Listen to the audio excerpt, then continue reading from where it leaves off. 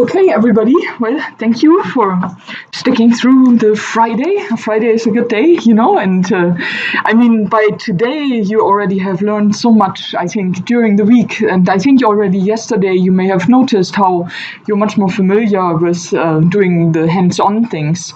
So, because you can apply what you've learned on day one, maybe for SRM, a lot of those things are very similar in, processing both MS1 filtering data dependent acquisitions, as well as PRM, parallel reaction monitoring.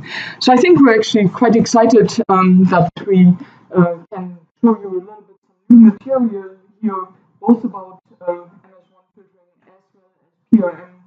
So we updated the old tutorial from DDA and MS1. I did that, and then in Zurich, Collins did a really nice job on the PRM. No, that's not true. It wasn't that nice. So update the PRM tutorial, and the hands-on. So you'll be working with more modern files, and so that should be quite fun.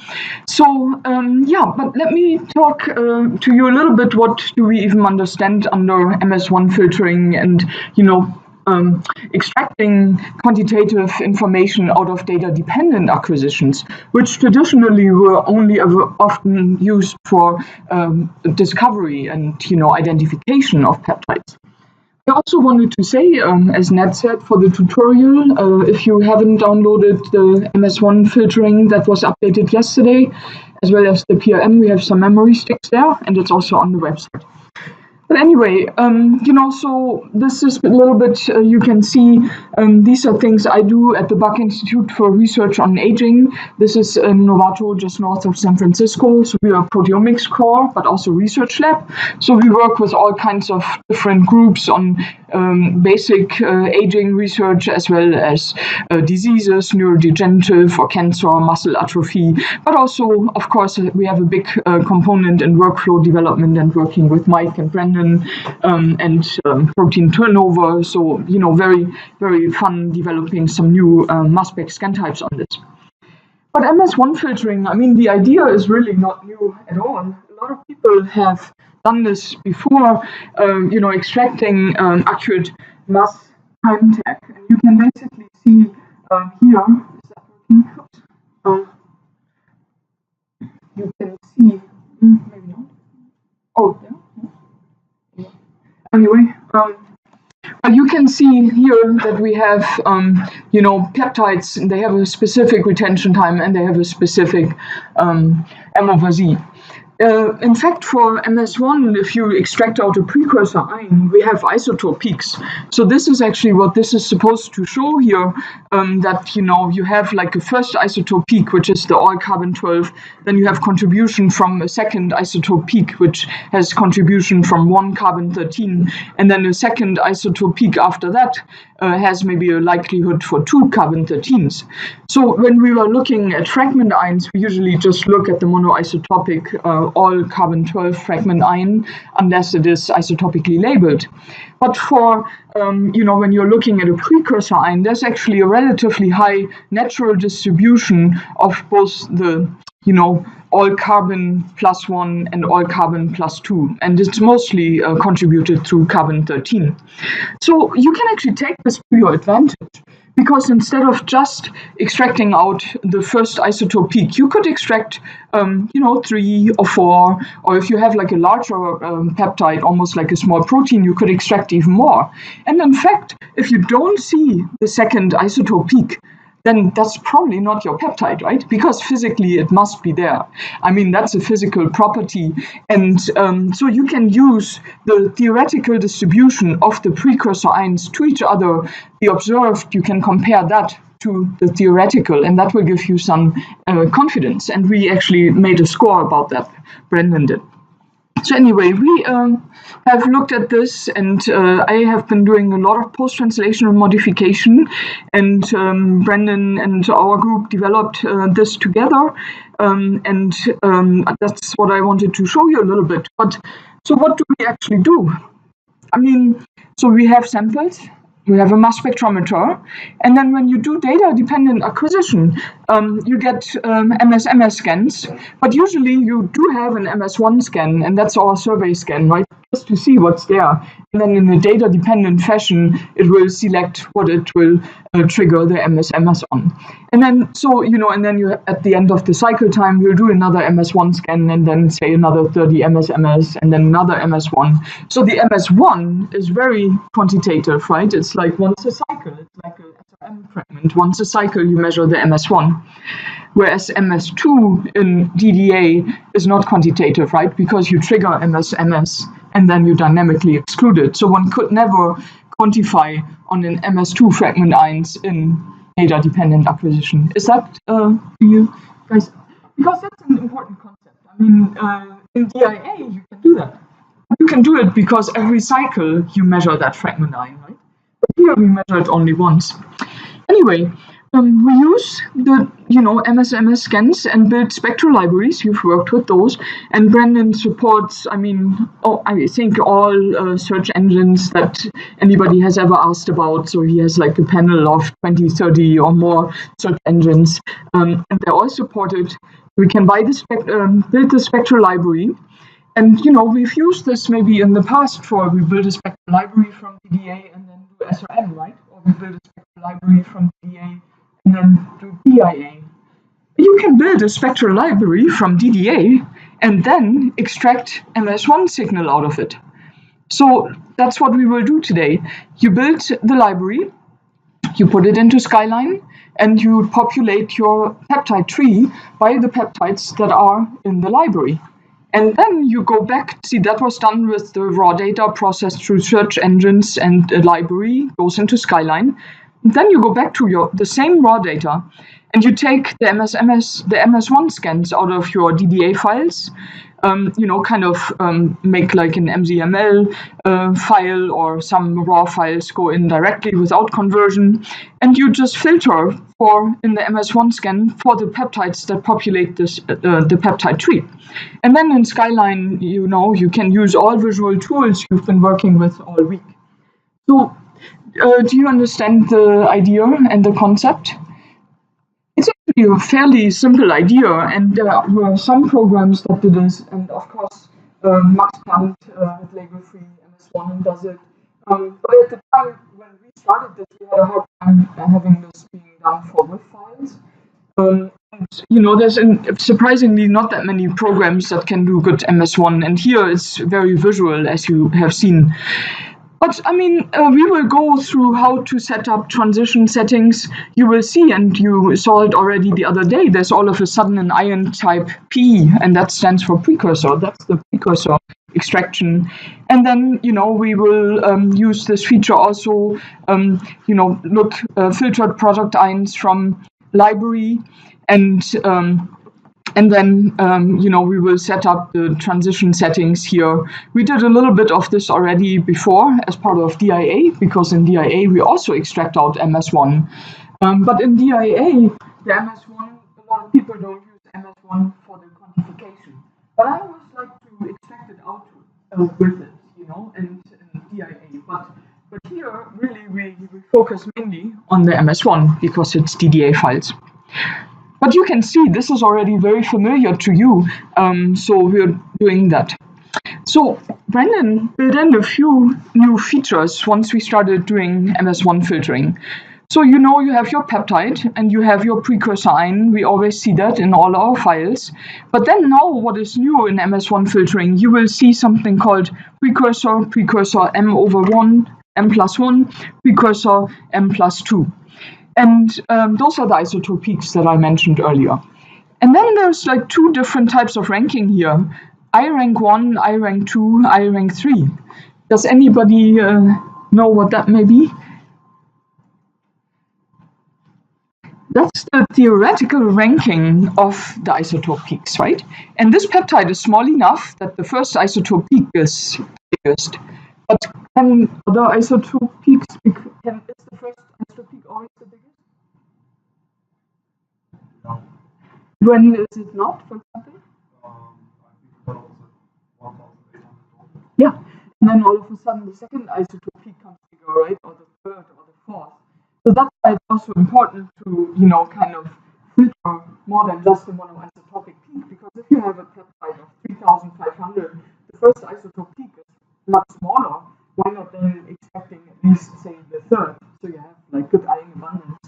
So, those are different considerations a little bit than fragment ions, but it's quite similar in general. And then you have observed rank here, 1, 2, 3, if you have data populating the tree. And, so this is I rank, and it's actually, the I rank I dot product here. That's kind of comparing the theoretical to the observed. It's a little bit like the I dot product, right? Only that I dot product was for fragment ions, and I rank is for precursor ions, but same thought process. And then, you have like your chromatograms that get extracted. And what is new here, and we'll see this in the real data set, there's like a line, and then it has a retention time here, and then it says ID on the top. Does anybody know what that means?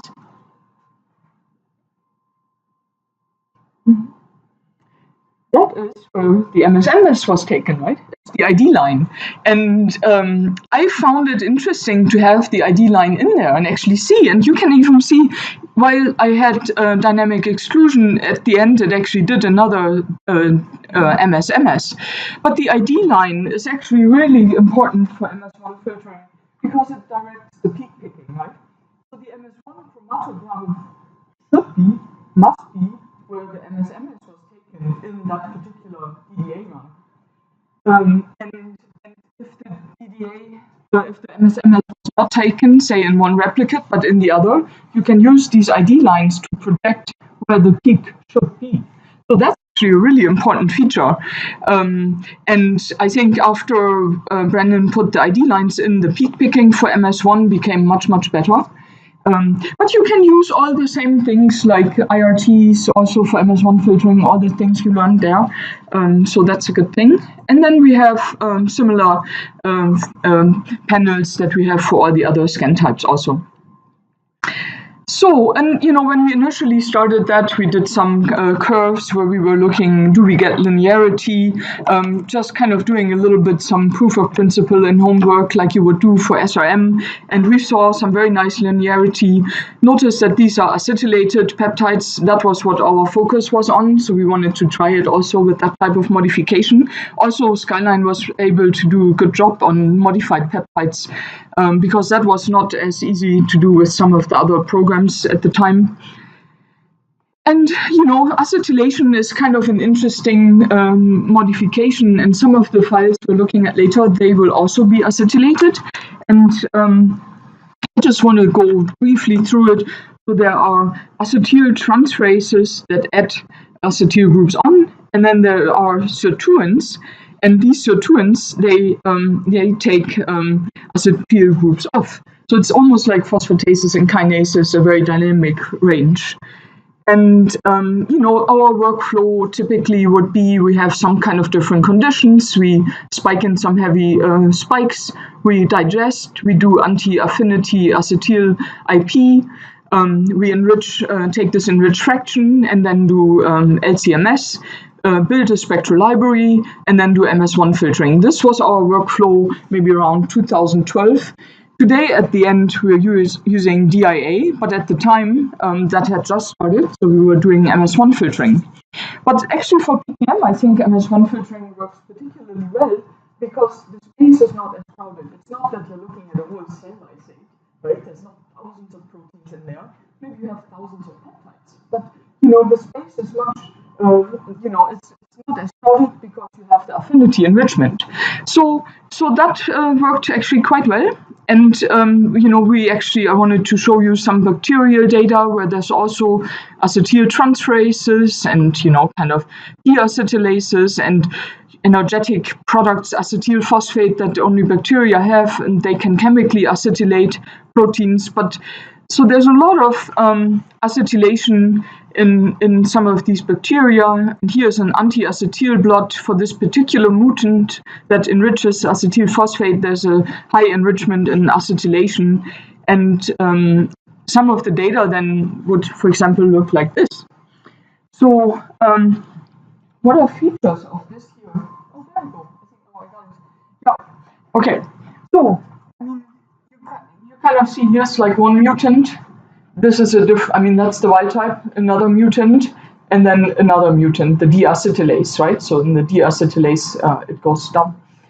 So here in this particular, here you can see that these particular runs, the acetylation was much higher than here. But it's actually interesting. If you actually look closer, you can maybe see that there is one of these ID lines, right? That's what I told you. That's where it actually did MS in that particular run. And then in this particular run, you can also see there's the ID line. On your screen, you will actually see that it's a solid black line. But then, it has ID lines in these smaller ones, but see how these particular very big, nice peaks that are just as nice as this, they don't have an ID line, right? There was no MS triggered, and that's just what we all know happens in VA, right? It's the sampling problem. But I mean, it didn't mean that it wasn't there. So if we didn't have MS1 filtering, we would think, oh, this particular acetyl peptide is not here in these replicates, while it clearly is, and it has a very good reproducibility compared to all other ones. But this, looking initially at some of these data, we also realized that in this real in vivo sample, the reproducibility of the bio replicates was quite good, and the chromatography and everything. It has to be good a little bit in order to do MS1 filtering. But nowadays, of course, IRT can adjust a lot if one has shifts, but stable chromatography is always kind of beneficial. But yeah, I mean, these are the precursor ions that we extract, I mentioned to you, and that's why you see like three different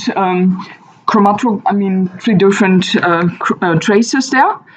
And, you can do all kinds of interesting things. You can have conditions where you're looking at time courses and monitor with MS1 filtering. And one thing that was really key for us was being able to have visual inspection on these things. Because when you do PTM analysis, the one peptide maybe that is your readout and your reporter for the site, right, for the PTM site.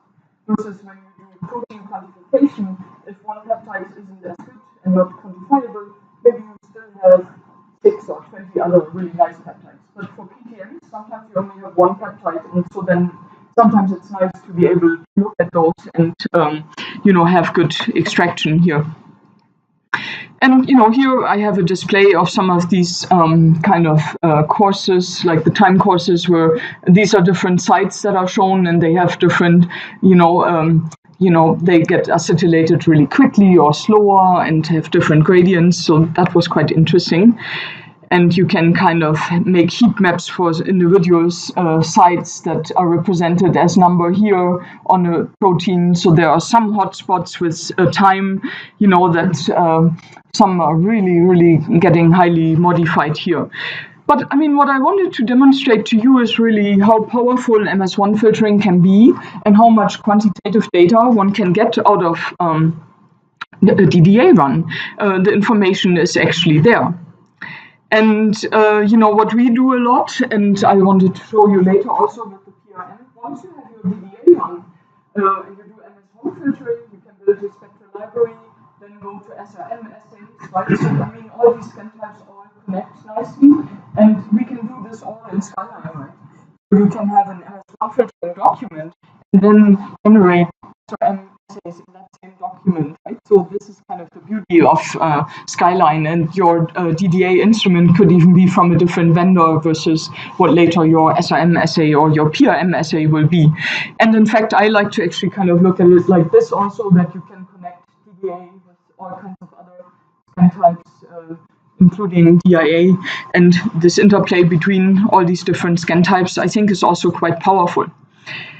And I think, this is my group at the Buck Institute, but what I really wanted us to do is now really getting into the data itself, so that you can see how easy really it is. And Brandon has really worked out some very nice wizards even that make it even easier than it is to begin with. And, I like to present that to you. And if you would please get this one folder here, which is called MSMS Triple TOF. and hopefully you have that all on your computer. There's a whole bunch of files in here. I'd like to tell you briefly what they are. There are group XML files. Those are Protein Pilot group search results. It's a SciEx software, but that could be like a mascot search or an Andromeda, so any kind of search, the GPM, anything. And then you have DDA runs. SciEx initially called them IDA, and then I have here like a FASTA file. So those are our files, but let's start with just starting and opening, just like Skyline Daily or which Skyline you like to operate document. And so if you just go to the Skyline Daily to the front page. Oh, it wants to upgrade. No. Oops. Oh, okay. No. Okay. So you see, you can open blank documents, and then there's all these other things, and those are all part of the wizard. So there's actually one here that is called the second on the top line, import DDA peptide search. Well, that's kind of what we want to do, right? I told you we want to take the DDA search result, put it into Skyline, and then do MS1 filtering. So let's click on that. And then it says you must save this document before importing a peptide search. Okay, we can do that. So if you say okay, and then maybe go to some kind of folder. You could even go back to that MS1 folder. And I would just save it as MS1 and then save. And then the nice thing is it prompts you right to the next step. So it says build spectral library, and that's what we want to do. So we could take a cutoff score. I like to usually take 0.99. And then basically you add files. So what you add here are your search results files. So in my case, so what I would have to do, you want to navigate to the MS1 TripleTOF folder. Most likely it will prompt you to that. And in my case, I have these group XML files, but maybe you point to your .dat files from Mascot. So let's highlight both of those files, and then you open it. And then if you do have IRT standards in your sample, then one could select that here, but for this file we don't need that. So we have our search results. Let's just go to next. Oops. Also now it reads the results from the search result, and basically it makes a library with all the peptides that there are. It actually says the library has been built successfully. There are some ambiguous peptides that may match to more than just one peptide sequence. And those were excluded. It just informs you, and you can say OK. And now it actually says, I'm sure you want to extract chromatograms. And in the search result, it found information what the raw files were called that were searched at the time. So, and then as I have them in the same folder, it actually automatically points to those. That's actually quite nice, right? So it's actually advantageous if one has all these things kind of organized in some kind of folder substructure. So it already found my files, so those are the two, and then import many, like we have done before, and you can say next. And now it says, do you want me to remove this extra annotation? And I say remove, and we click OK. And now here it says, well, I found a couple of modifications in this data set. Do you want to keep them or not? So if you don't check those, then you will not keep them. But if you check them, it will keep them and populate the Skyline tree with it.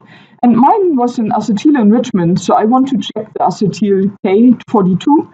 So let's check that, but I don't think we need anything else. But if you think you want to add something else, you can also add it here. So then we say next. And this is also important now. So we know the peptide setting or the transition settings, right? That's where we put a lot of filters in. Here in the wizard, it asks us for very similar things. So one can either do it through the transition settings or here through the wizard. So configure full scan settings. What should the precursor charges be? Let's have them maybe 2, 3, and 4 maybe. And then, then isotope peak included. So when you take count, then you can say, oh, I want the first 3 isotope peaks.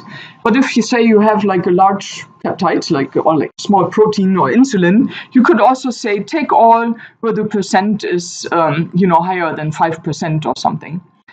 Here you can choose what the mass analyzer is. Mine was a triple TOF instrument, so we can take. So maybe we select TOF here, and then maybe in my case it was a 5600. Let's choose 10,000, and then use only scans within 5 minutes of MS ID. And so what that means is where those ID are, you pick the MS, then you go 5 minutes into either direction, and that's what we expect. And the reason why Bracken put this in at the time, because here you expect like a chromatogram that may be like 2 hours long, right? So just to speed things up, I mean, where things move, right? So then you just kind of expect that particular area around where the MS was. And I mean, you can be even tighter if you, have IRTs and things like that. Next. And then now, of course, you can define what enzyme have you been using here. So this is the trypsin. Let's just say maximum missed cleavages. Here, it's an acetylation experiment, right? So I enriched for acetylation, acetyl peptides. So sometimes a cleavage is blocked because there's an acetylation. So here, I want to be a little bit more generous with how many missed cleavages I allow. And it allows you that flexibility. So I say maybe 4, maybe I have like 2 acetyl groups here. Okay, and then we have the library, we have the search that's in Skyline. But the search still has to be matched to a FASTA file. So now we're importing a FASTA file so that the search peptides can be matched to what the protein was. Yes. Yes. Yes. Also, no, I didn't. Sorry. I have found. Well, in terminal you can find the N-terminus of the protein library, right? But that wasn't as important for me. Sometimes I've seen, I didn't want to allow artifacts, so. But that's an option. Somebody would like to do that, yeah, absolutely. Right. I had only checked the K42 acetylation. Okay, so let's have 4 missed cleavages, and then we browse to a FASTA file. So let's go to go to your folder and the MS1 triple TOF, and there at the very bottom is a FASTA file uniprot E. coli. And you can make those beforehand, and let's open that, and you can see, oh, this looks exactly like uniprot always looks, and this looks great, and then we can say finish. Hey, and now it's going, and that's a nice thing, it does it all automatically.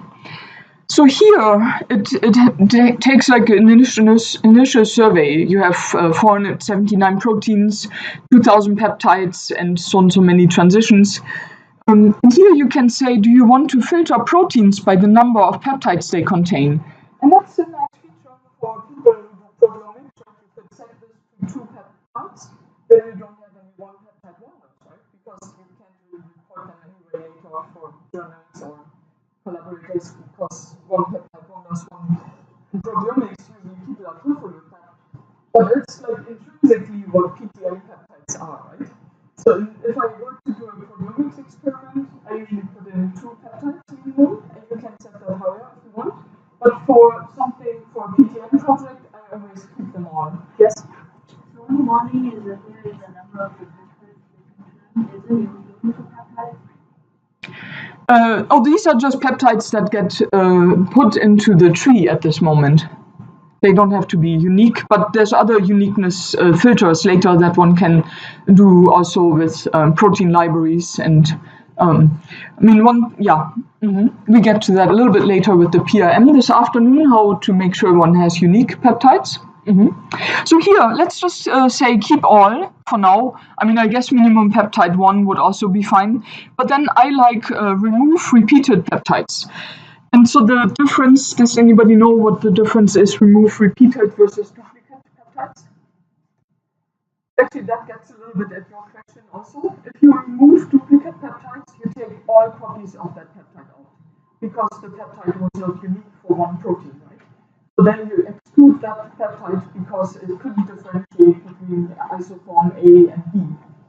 But, so that's a way to make sure one gets unique things. But in our case, we don't want that.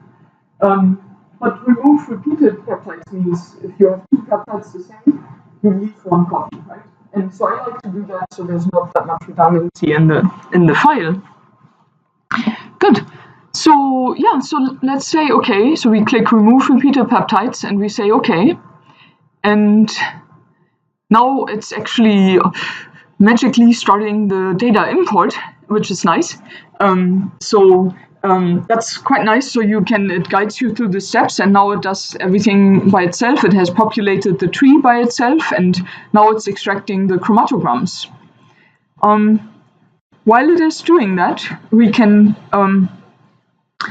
maybe already start moving our windows a little bit.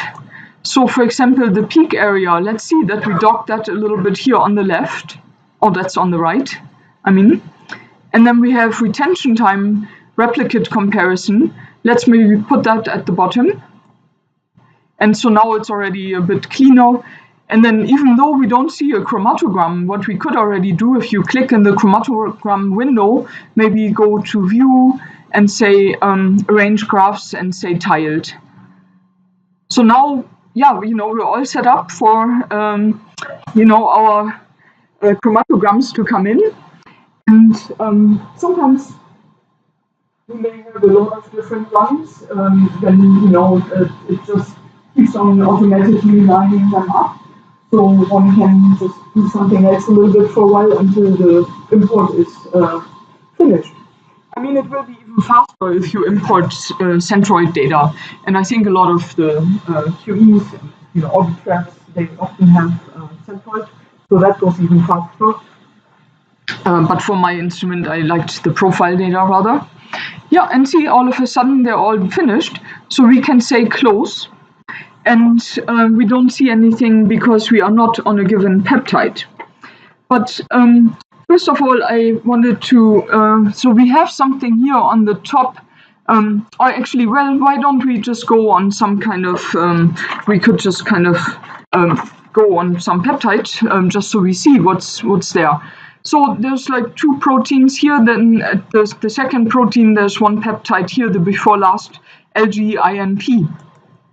So let's click on that, and so that's a peptide here, and I do see chromatograms. So Brendan, how do I get the colors back to my normal blue?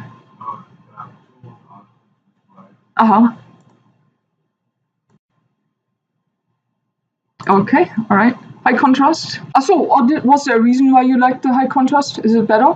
Oh, maybe it is. Actually, true. I actually would agree. On the screen, it's maybe a little bit easier having the high contrast here. But yeah, so do you all have a chromatogram that got extracted? Okay, good. So let us, if you click maybe here in the replicate comparison, if you right mouse click, let's turn on the legend. The legend is off at the moment, so let's turn the legend on. And now you see, that we have the precursor 1, precursor 2, precursor 3. So that is kind of interesting. And then let's just also see, if you click on the plus sign here, you can see what I mentioned earlier to you. You also have the first precursor peak, the second, and the third. And if you click on the actual, thing, it just highlights you which one it is. It's just the same as as we had for SRM at the time. And one other really interesting thing is, I don't know if you had that activated earlier, you can actually see the mass accuracy here on top of the peak. So this one here is minus 2.3 ppm, and then it says the retention time was 37 minutes. And then here also you can see the ID line here. And in fact, I don't see that we have the MS window open. So let's do that. So go to view, and then library match. Oh, it put it here. So what I sometimes like to do, if you grab it at the bottom and just move it out and then dock it a little bit here.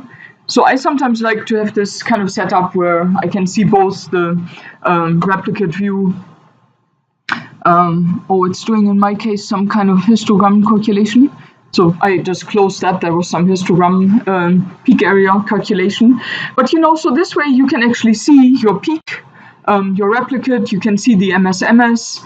When you click here on the ID line, then you actually see the MS-MS for that particular peptide.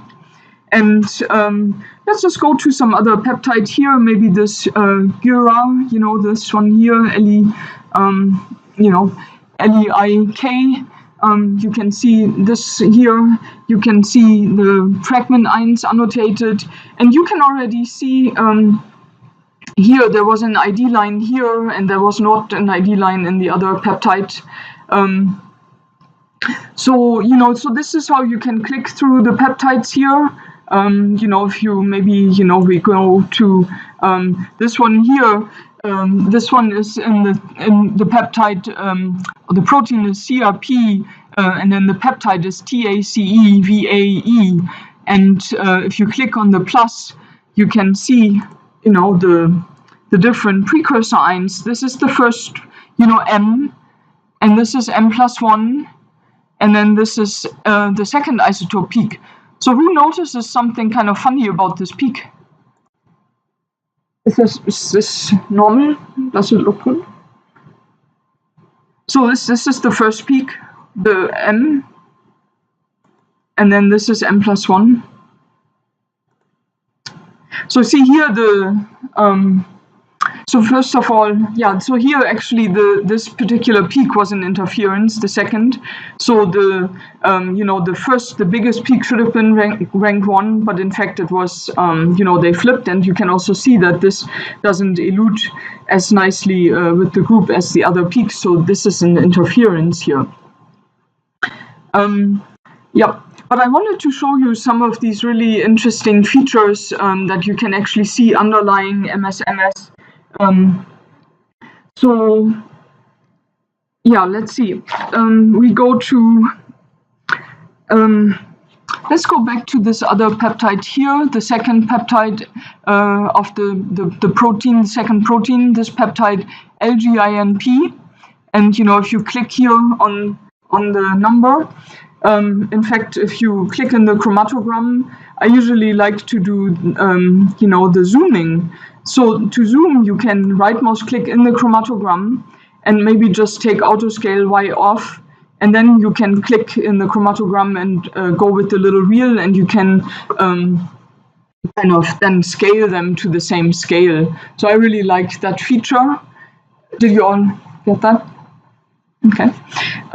So one other thing is, so here, for example, you can see that here there's no ID line, but you can actually project so Skyline knew where the ID line should be for this particular peptide.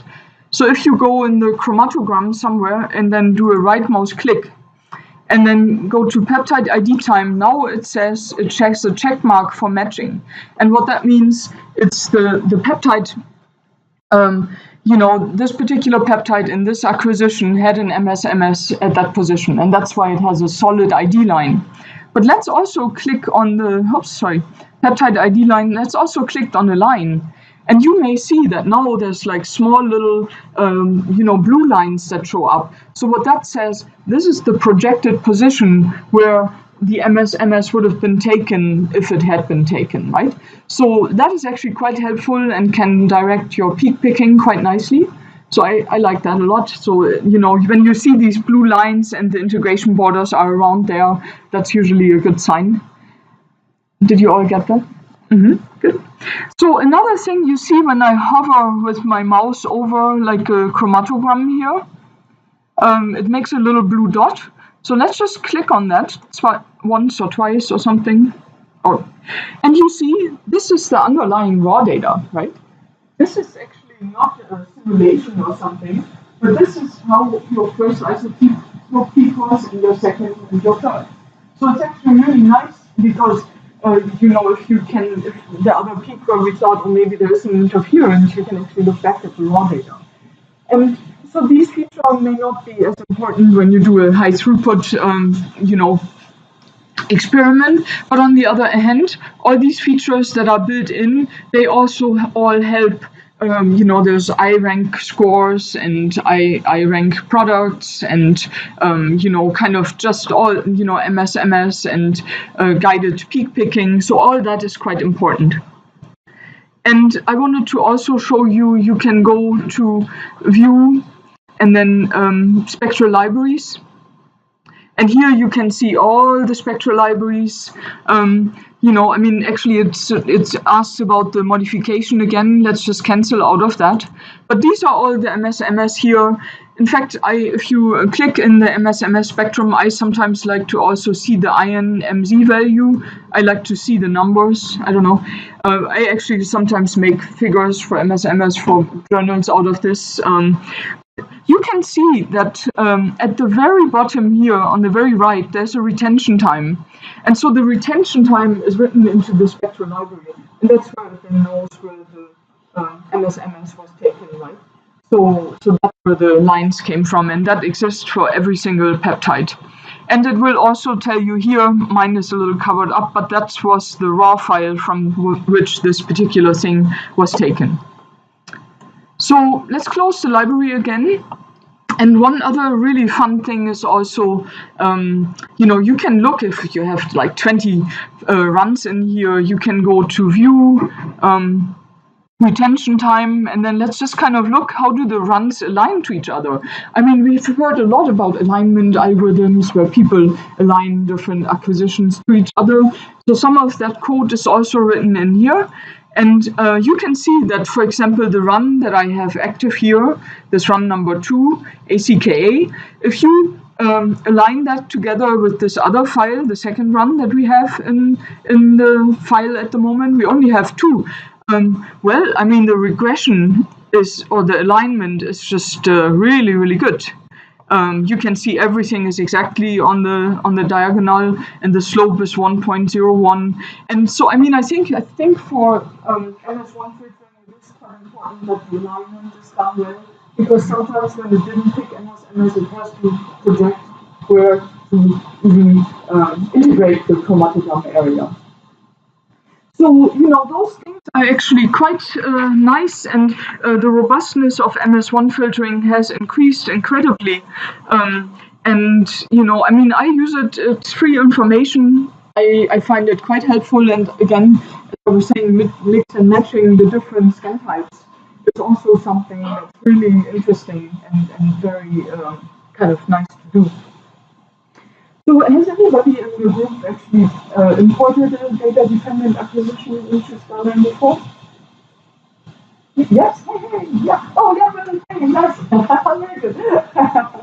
Yeah. So, I mean, I don't know, but sometimes for PTMs, I sometimes also like to look at the MS spectrum, and I like to, I mean, in fact, journals like MCP, when you have a PTM DBA experiment, they require a spectral library or a viewer for the PTM containing peptides.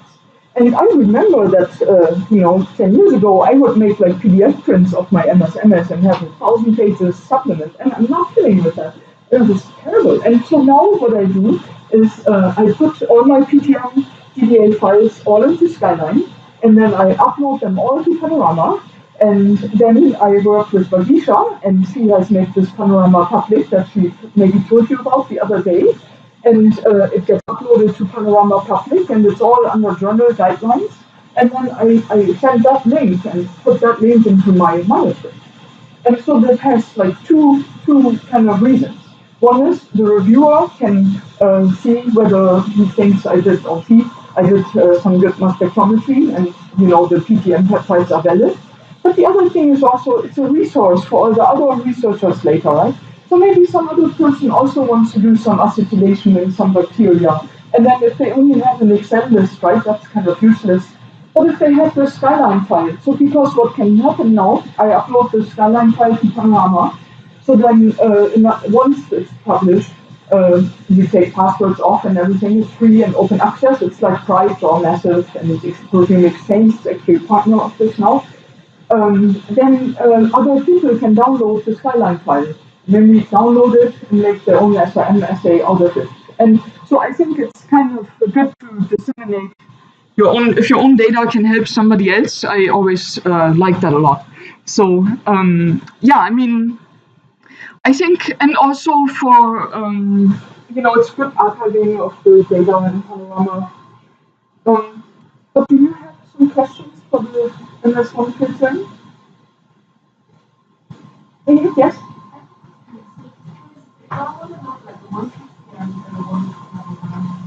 Mindset. And I say, oh, I'll look at something else again. Does that mean when I'm if I look in the library, there's only the information of what's in the library? Oh yeah, I mean, first of all, you can simulate, you can add to Skyline. You can, for example, when you build the library, we only allowed acetyl peptides to come in. But if you have anticipation that your data set also contains phosphorylation, you can just allow it upon generation of the spectral library and say, well, make a library that allows for acetyl, phosphor, something, and something. So that's, and then it still automatically populates. But you can also use this to kind of look for targeted things. Yes, you're right, it will only populate the tree what was in the library. But you can also kind of insert peptides through the insert peptide list features that we have done before. You could make a list of peptides that you hope are in your sample maybe, put them all in, and then extract the data for it. And, so those are all options that are there. And the flexibility of Skyline, because you can populate the tree with a library or add with hypothetical peptides, or you can mix and match PTMs as you wish, or have pairs of modified and non-modified peptides like here, right? I have one peptide that's not modified when it's underlined and bold, right? So that's actually what means that's acetylated. If you actually hover over a peptide, you can maybe see now that, maybe you can see it. It actually says K plus 42 here, and that's acetylation. And in this peptide, it's just a regular K. So that will indicate you really quickly peptides are acetylated. Okay, other questions? Yes? For the first structure, we need the resolution power. Do we have a place where we can set up how many people? Oh, yeah. Well, I mean, when we extract, so I was telling, so maybe let's just save this file real quick. So we have it saved. So when you, when we did go through the wizard, we did set the extraction width by using a resolution setting. Right? So I mean, resolution is kind of, it describes also how wide the peak is. So what you can see is when your instrument has a very high resolution, you can set that tighter, or you can have a wider resolution window. So for the top, mass analyzers, Brandon is using a resolution setting. But let's look, there's many other options also. So let's actually do that, because we went through we went through the wizard. But let's go to settings and transition settings. Because we can also import data through just regular transition settings that we would set up, and then just do file import results. So if you go to the full scan, you can see that we had defined TOF and 10,000. But so what you can actually also do is, for example, if you have centroided, see then you give a ppm threshold typically, and you would set the ppm threshold based on what the specs are for your instrument. But there are also, if we have like Orbitrap, for example, see then they also like to set a resolution setting. So for example here, these are default numbers that are suggested to you, but you can just kind of enter in whatever, if you had run it at like 60,000 or 30,000. So those are basically, windows that you set around the peak, and then you expect that. You know, so yeah, there's a couple of different options, and you know, some defaults that are built in here that will start guiding you, or like really high resolution, say if somebody has an FTICR, right? So there, MS1 filtering is probably super powerful, right? Because it has such good mass accuracy, and with new instruments coming out like that. But yeah, what I wanted to point out also here, right? Scans within a certain type of minute away from the MS ID lines, or you can include all matches, or you can extract based on some predicted retention time, right? So there's different ways how one can set this all up. And it keeps it all very flexible. So basically, if we hadn't used the wizard, we would have set up this this MS1 filtering table here. And then the other thing, if you go to like filter here, right? See, this is what you would set up there. Instead of putting in like Y and B ions, you would put in P for precursor, and then, you know, ion charge, you know, the precursor charges are, you know, you can select whatever you like, 2, 3, 4, 5 or something, or maybe only lower. And then there's nothing for product ions, right? So we're not looking at MS2 in a DDA experiment. But you would just set full scan and filter and say OK. And then you would, we don't have to do it now, but you would just go to import results and then just say OK and point to the file. So but sometimes when I'm a little bit impatient with my data and I think, oh, I think in this mutant there will be some change in PTM, I sometimes just like import my files as they come into Skyline, right? Because say if I have like I run the first 2 runs and I build a spectral library and I get a peptide list in Skyline, now the 3rd run finishes, I just let it import into Skyline right away. Either I do it myself or with some Skyline runner module automatically. But I mean, sometimes I like it's a good way to monitor things live. If there's a reason, it's like super precious samples, you can see, oh yeah, this is looking good, or maybe your boss wants like a preliminary report, you know, at the end of the day or something. So yeah, I kind of like these features having that. Other questions for MS1? Yes?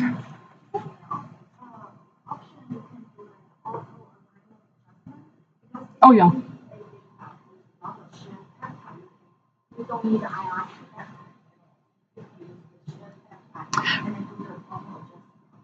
Yes, yeah, so this is, yeah, you can do, you know, like retention time. Let me see, where was it again?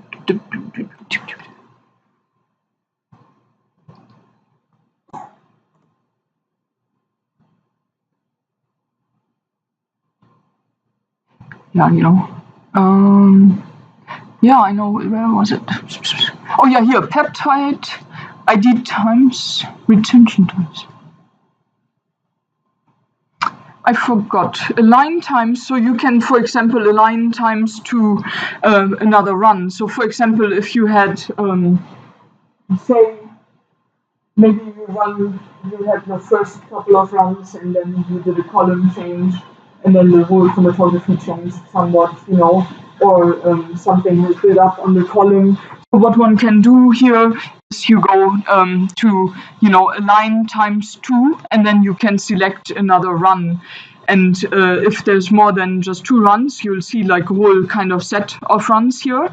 And then so basically, yeah, you can say align times, and then it actually kind of shifted this a little bit. And yeah, so that one can do, that makes it a little bit easier if the times are a little bit different and one doesn't have IRTs in it. Makes it also visually easier because then, I mean, here the retention times were so good to compare with to begin with. But I mean, if one is kind of a little bit further out there, the windows get kind of, you know, it's easier when they're on the same scale. So yes, one can do that. Okay. Other questions for MS1?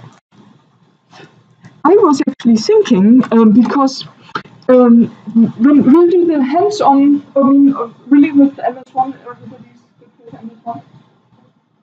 Yeah, and I mean, this is something might be fun to try at home at some point and see how that goes. But I wanted to also talk to you a little bit about PRM after lunch. But after lunch, I was thinking I would love to do this hands-on tutorial with you, which is a little bit involved, meaning it just has a couple of steps. So I want to make sure we don't run out of time. So I thought what we could do is now I'll talk to you a little bit about general PRM, and we look at some slides, and then after lunch we can dive right into the data. And that way we don't, lose time by talking a little bit in general about the PRM. But, I love PRM, and Brandon knows that. And so who of you has done, Will has done PRM? I know, we've done it very early on. Has anybody of you done some PRM before? Hey, good, yeah, very good, yeah, excellent, good. It's funny, before we have called it PRM, I remember, in 2004 or something, my boss at the time, Brad Gibson, he would say to me, we were looking at phosphoisoforms, right? And we thought it would be two isoforms of the same peptide. And he said, but can't you just do MS on this peptide the whole time? And, force the instrument to do that?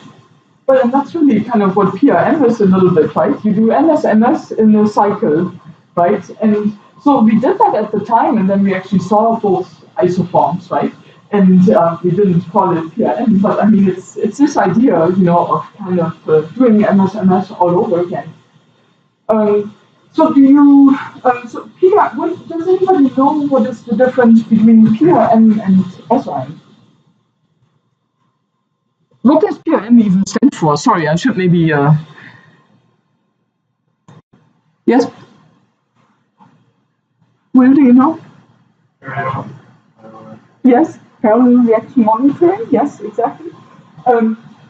So why do you think it's called parallel? Right, so selective reaction monitoring, how many fragment ions, and meaning precursor in SRM you monitor a pair of precursor ion and fragment ion, right?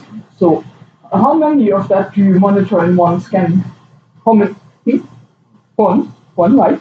So this parallel reaction monitoring, and I'll show you a slide, we monitor the entire MS. And I think that is one really kind of very big kind of advantage of, PRM. And let's talk a little bit about PRM today, parallel reaction monitoring. But also, it's a targeted approach, right? And it's a targeted data-independent workflow. It's data-independent because it doesn't matter what is eluting. You will always do what you are planning to do now.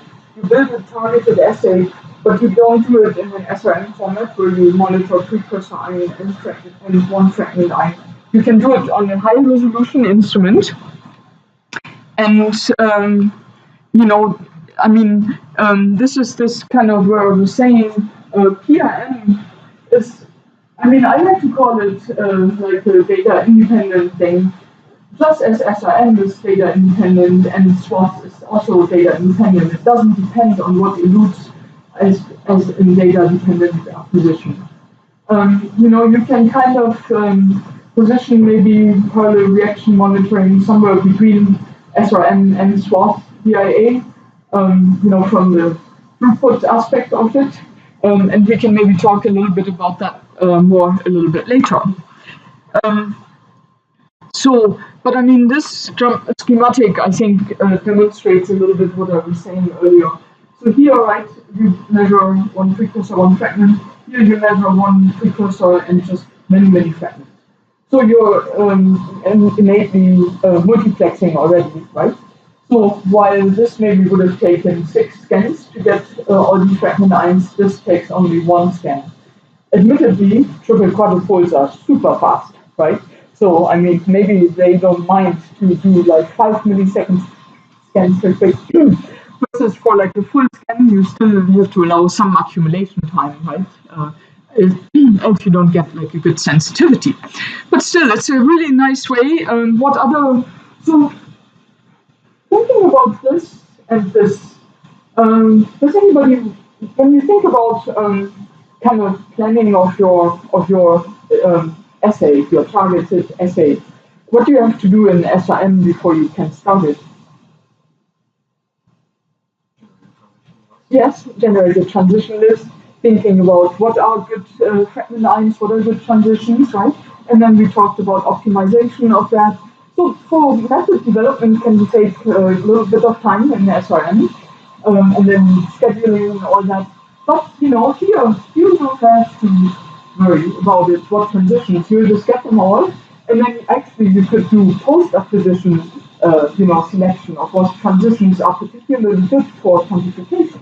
In fact, one advantage that you have here is you can use all transitions to identify the peptide, meaning, or to confirm, maybe I shouldn't say identify, but just to say, oh yeah, I'm really confident, I see at least all the 6 main fragment lines, it's there.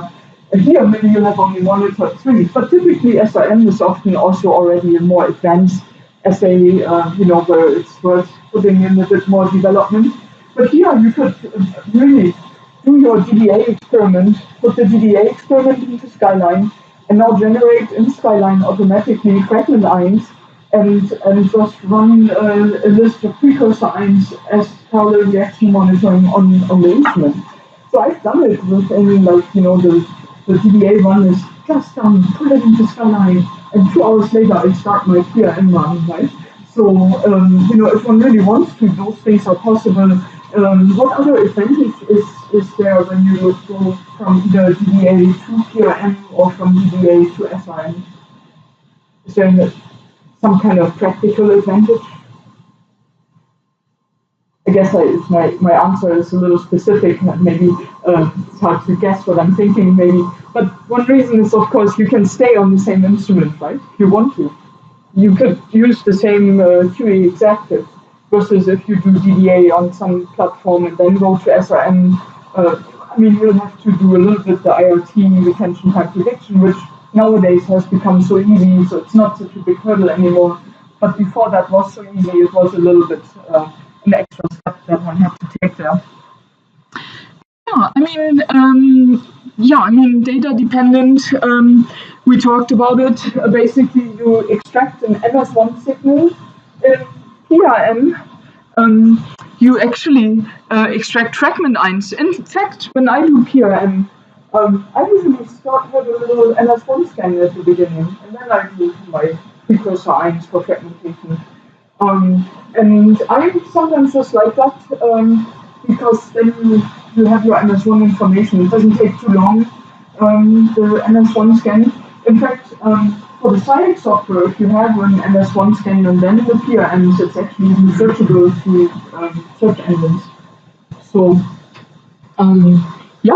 so this is good. So, what is interesting, so when you import a PRM1 into Skyline, and then you search, as I was mentioning, you can search these MS spectra that are generated through PRM, and see how funny it is. There's some, like the peak is eluting here. These are now the fragment lines, and you get ID lines in this very kind of nice way.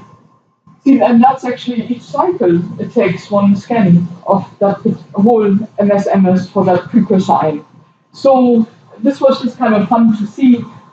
If you have DDA, you will usually only see like one MS taken, right, and then it excludes it dynamically. But here, like in SRM, you march through the entire peak. So, and when you look at, and we will do that after lunch, when you look at PRM and Skyline, it just looks like SRM, and honestly, it also just looks like PIA, right? So if I were not to tell you, you wouldn't, I think it would be hard to know whether it's PRM or DIA. You could look it up in the registry of the raw file, but it just looks from the concept, it's very similar. It's just that DIA is just so much more comprehensive, right? So in parallel reaction monitoring, you're still kind of limited to some number that you can put into your cycle time. But just the same as for SIM, you can schedule your PRM run, and we'll do that after lunch also. So there's actually quite a nice throughput component. And one thing that we also put onto your website for you, Brandon and I published a paper at the time, and this was about using PRM on a Q-top instrument. At the time, Bruno Doman had already published this for Orbitrap type instruments, but we used our triple top instruments for that. And I mean, it worked on all kinds of different top platforms and Orbitraps and all kinds of instruments.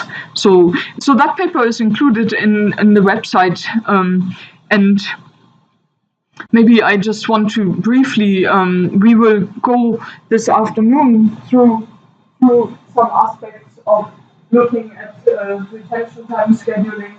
So when you schedule for the retention time, we went through this yesterday, but can somebody remind us what does that mean, concurrent transitions, and what do you have to look for when you schedule?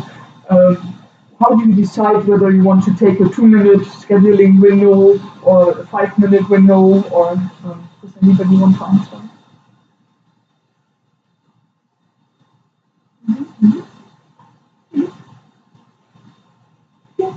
So why would you not always take like a 30-second window? I mean, what is the disadvantage if you have your window too tight? I mean, first of all, you can miss your peptide, very good. But also, if now, for example, you have your gradient, and maybe in the gradient, say you have a 1-hour gradient, and maybe at 20 minutes, a ton of peptides elute, right? And then maybe at like 40 minutes, only a few things elute, right? So you want to make sure that you don't have too many transitions in the really busy area, right? So that, because, you still, your cycle time, you can't just have, if the busy area has like, for this particular, if you had like just a really short window and you had like 300 transitions come out there, your cycle time would become too high. So it's all a trade-off of making the cycle time reasonable and the accumulation time, the fill time, versus, and so if you have too many, if it's too busy in a certain area of the gradient, then you just kind of make a little bit wider windows, and then then that kind of gives it more space, and yeah. Okay, but we go over that a little bit in the afternoon still.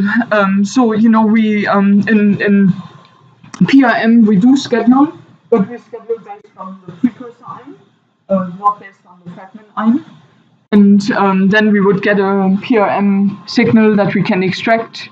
We kind of can match it to the spectral library, and then in the end you extract a peak area out of it. So we will also talk a little bit about how to set this up, both in like the Vanguard software. This is actually we will do that this afternoon after the PRM session. Brian and I have like a instrument section. How do I set up things on the instrument, and how does it interplay with Scala? So I'll show you that afterwards. And you can make all kinds of plots, assessing CV, and usually PRM is actually quite good. It doesn't have that many interferences. I mean, really, when you do PRM, you only have like you have a 1 M/Z gate for MS1, right? So it has higher selectivity versus DIA. So in DIA, we have a mass range, right? So can you say, what could a mass range be in DIA, what you've learned yesterday? What kind of segments do people use for DIA sometimes? 20, 10, right? So sometimes variable windows, but 20 and 10, that's pretty common. So it's like 20 M/Z, and then all those fragment ions, get into one MS scan. For the PRM, it's really 1 M/Z, right? So the thought is, so which scan type would have a little bit higher selectivity? Which scan type has higher selectivity? Just wondering if finding the window 1 In small? Oh, I think that would be the same, kind of, almost. Yeah, I think. Yeah, no, I haven't. I mean, then it becomes, I mean, maybe that's where the future will go. I think we're going to more and more smaller windows, but currently you still have to guarantee some kind of accumulation time, and then you would have so many windows that maybe you have to really restrict your mass range quite a bit. But I do think that with higher scan speed, and I mean, I think it's going that direction. Right. But my question, I guess the answer would be, I think PRM is still a bit more selective. And in fact, I have a really nice slide here that shows that a little bit. So if we compare it to DIA, so we talked about you put in like a segment, you must window, and you get like a super complicated MSMS. But then again, could you imagine an advantage of DIA over PRM? So maybe PRM is a little bit more selective, right? So I think that's easy to understand. But what is there a downside? Which is higher throughput? Or more comprehensive? Yes, DIA, right? Because in DIA, you really you often monitor your entire mass range, right? Versus in PRM, you're still kind of a little bit handpicking, even though you can multiplex them really high, but you don't get everything. But sometimes it's also really depending on what the project wants, right? What you need in your system, right? Maybe you want to be super selective, or maybe you just want to have a comprehensive overview with really good quantification. So it depends really on the question that people ask. But I kind of like this display, and this I borrowed from Jared Eggertson and Sonia King. So if you think about data dependent, it's maybe really, it's kind of random, you're picking flowers in the field, right? And then with the DIA data dependent, you do your swath one after the other, and it's like super comprehensive, right? But it has lost a little selectivity possibly. But I mean, it's like, this is so much more comprehensive than that, for example, right, than DIA.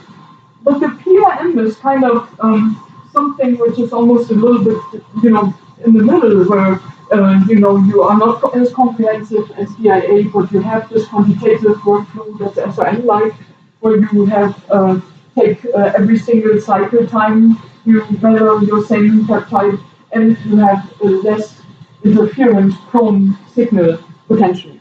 And you have high resolution. So our SRM fragment ions, are they low or high resolution? Low, yeah. So SRM fragment ions and SRM precursor ions are low resolution. That's actually another reason why I just love PRM, because everything is high resolution. So in SRM, sometimes, if there's a little bit of doubt, is that my fragment ion or not? And that's all fair. In PRM, sometimes, if you have one fragment ion and the mass accuracy is all of a sudden 50, well, that's not my fragment ion, right? So you can throw it out right away. And I mean, so basically it gives a little extra confidence, I feel. And it's almost like when MSMS shifted into the high resolution world, right? From LTQs at the time then to Orbitrap or TOF instrumentation. I think it's just like a really nice confidence having the high resolution aspect of it. But here's, for example, like a slide where I kind of compared a little bit on my own instrument. This was what with 25 Dalton. Nowadays we do shorter windows, smaller windows, we do variable windows. I'll show you a little bit later. But so, for example, this peptide, you wouldn't even know what is what. They're both super nice and great. But then in some other peptides, there was quite a bit more interference in the swath, but the PRM looked super clean, right? And I think this is the point where here you had a little bit selectivity. So one thing you could also imagine you do like a comprehensive swath acquisition and you get great quantitative data, but then the one thing that now your collaborator likes the most out of your entire data set has interferences and it's not quite as clear. Well, one could generate a PRM assay, and then maybe you have still some sample and run it, and maybe confirm just the one. And then with the PRM, you could also allow maybe more accumulation time, That's a workflow I've often done because sometimes you do see things in your data set that are more important than others, right? So that's also what I was mentioning. One can go back and forth between all these scan types, and Skyline just allows you to do this just all from the same document, which I think is quite valuable. And and here's actually another example, where the PRM was a little bit more selective. But on the other hand, you can also say, and it's really true, for DIA, there's a lot of really good interference removal algorithms. We like NetDIA, for example, from Klasiewski, that recognizes which are fragment ions that have interferences, and they can be automatically removed. And then you still, as you have so many fragment ions in the spot setting or PRM also, if you remove two fragment ions from the quantification, you still have really good quantitative data. In fact, as I said earlier, you could have some fragment ions that are just for confirmation of the identity, and then some fragment ions that are used for quantitative kind of calculations. And Daniel says he has like checkmark features that you can allocate which ones are your quantitative ions. And so, yeah, so that's actually nice to have that flexibility, I believe. And let me see. So I think that's maybe what I wanted to tell you about the PRM before our lunch break. And I mean, so do you all understand the concept of the PRM, right? I mean, it's actually pretty simple also. I find it quite powerful. It usually has very clean data. And it just takes, one does have to schedule often, but sometimes you may only, you can still run like a lot non-scheduled, right? So, so it's a nice way to do, you can combine it with heavy and light. And any other questions before we break? I'll ask one question. Oh, yeah. We asked yesterday how many people are doing DIA, and a few people were saying, and then we asked how many people want to be doing DIA. How many people want to be doing PRM? Oh, really? Oh, that's excellent. So that's what we've seen in the pre-course surveys, is that there's a lot of interest in PRM. There's actually a lot of, whenever we have a webinar, a lot of people show up to those webinars too. So yeah, it's when we started, a certain way into Skyline, I was like, we have one triple quadrupole, we have all these other instruments that you can't use Skyline on at this point. So that was when we started thinking about, like, well, how can we extend what we're able to do on triple quadrupoles to other instruments? Right, exactly. PRM is one of the early things. Yeah, PRM I think is a very elegant way. I find it's kind of I don't know. Yeah, I just like it. I think it gives you really good quantitative confidence, and if you combine that with, for example, heavy peptides, that's a really powerful assay that you will have. And not everybody even has a triple quadrupole, like some labs maybe only have a high resolution instrument, so then they can still do, quantitative SRM-like, in this case PRM-like workflows. So after lunch, so I guess you all have your PRM datasets downloaded. Yes? Could you comment on PRM versus SRM in terms of ability, like sensitivity and also ability? Yes. Okay, if you ask this question, 10 people, they all have their own opinion, right? So, but and I love that, right? That's what makes science interesting. So I give you my thought. I think I really like PRM because you can do it on the same instrument platform, and it doesn't take much kind of assay development at all, and you can get very high quality quantitative data out of it, and I like particularly the high resolution aspect of it. I like having an unlimited number of fragment ions, just whatever I see in the MS, and then of course, kind of the sensitivity. So just how much one can see, maybe you see 10, maybe more. I think with modern, if you have the most modern SRM instrument and the most modern PRM, I think the SRM is probably more sensitive. Maybe, they scan really fast, so they, to some degree, overcome, of course, this multiplexing advantage that PRM has. based on that they do it on the pre-sign. So, they have their, I think SRM is still a bit more sensitive, but who knows, with newer other instruments that are high resolution that come out, and technology development, right? So, I mean, they really become very good on that end also.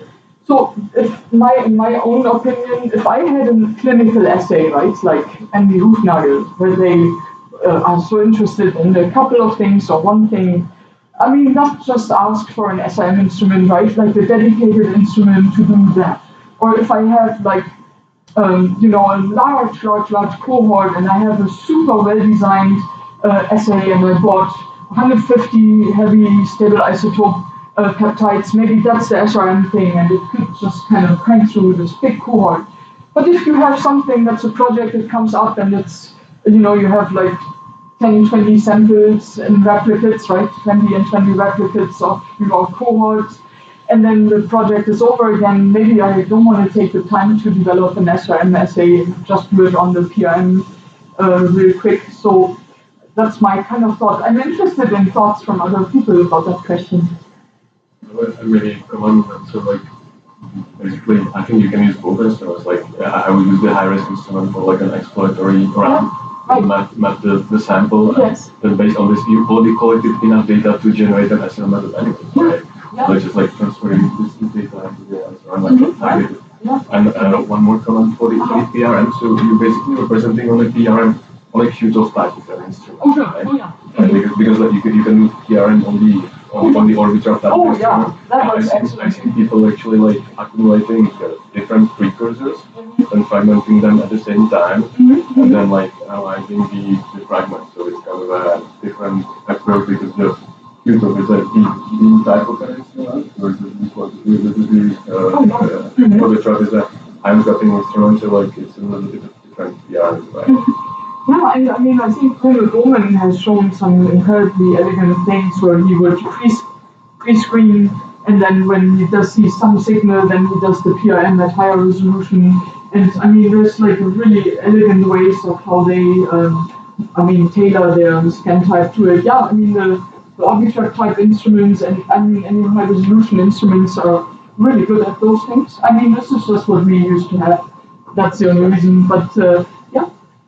So I had a really interesting talk last year about this, and from Alex Smith from Boston, from the Evergods group, and he was preparing an SRM-based essay on TSD1, which was an Orbitrack HF, and they're actually going down with the segmented protocol to isolation window of I think 0.4 Thomson, and they're using the highest available resolution. And they say that they can outperform SRM when it comes to sensitivity by about 100-fold. However, they sacrifice a lot of throughput because the precision science gets so long, but that also allows them to collect a lot of precursors in the sequence. So I really think with an Orbitrack kind of PRM, you can sacrifice throughput for increased sensitivity. And that option you don't have in SRM. So everything comes down to time, right? So if you're measuring on an Orbitrack, you've got a 50 millisecond max inject time. If you're measuring 5 transitions on that's like the equivalent of doing 10 millisecond wells on a triple quad, right? So even if the transmission's all equal. So now you basically got 5 times longer that you're measuring it actually on the Orbitrack, even though you're measuring it, because you have that one's done in series and one's done in parallel, right? So those are always kind of the advantage. It all comes down exactly to time, and there's no way that they're improving the transmission more on a triple quad over that of a Utah, right? But it's just something to keep in mind. In general, I'm not sure if you may have some different opinions, but in a lot of cases, you can almost always find a transition that doesn't have interference. Yeah.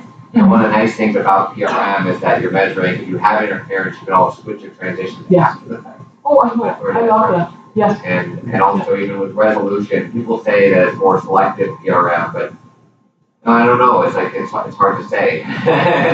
But it's definitely. I agree with your opinion that it's just having a triple quad is just something that sits in the bench. It's robust. It's commodity across most of the vendors.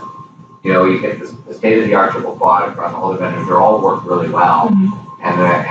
But yeah, it's important to find assays that's hard to beat a triple quad. Yeah. Oh yeah. I also want to just point out, it does depend on just another side of the opinion, unless basically this whole opinion is that it really depends on what the end goal of your assay is too. Because if your end goal is to talk to a class spectrometrist about how they're going to employ it in their laboratory, obviously that is a way things more towards an instrument which they have, which would be a triple quad in many cases, right? So I think that both are great tools. I also like the RF for many of the reasons that you suggested. But we do have a lot of projects that are, at least in the end goal, would like to be so we tend to push those towards the triple quad earlier in the process, just because people in that environment will listen to you, or not for whatever reason. And it's really not a great reason scientifically.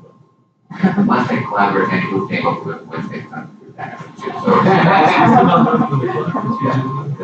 I remember that. Yeah, no, but I think I love, the post-acquisition selection of fragment ions, that's my biggest reason, I think. So I think these discussions are really fun. So think about lunch, and then after lunch, we can talk a bit more. But then we do really the hands-on PRM, which is really fun to have a really cool data set here.